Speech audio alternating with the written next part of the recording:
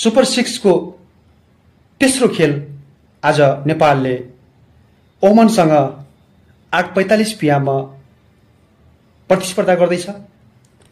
आजको खेल दुवै टिमको लागि उत्तिकै महत्त्वपूर्ण हुनेछ, किनभने आजको खेलमा जसले बाजी मार्छ नि त्यो टिमले 2026 मा हुने विश्वकपको यात्रा तय गर्छ। त्यसै कारणले जति पनि नेपाली क्रिकेट टिमलाई माया गर्नुहुने नेपाली क्रिकेट प्रेमी फ्यान्सहरू हुनुहुन्छ नि, आज तपाईहरुको सपोर्ट चाहिएको छ नेपाली क्रिकेट टिमलाई।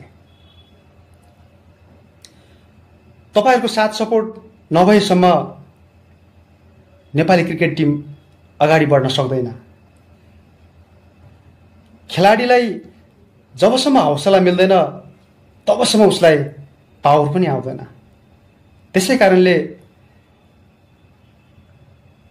नेपाली क्रिकेट टिमले 2026 मा विश्वकपको यात्रा तय गरोस् भन्न चाहनुहुन्छ भने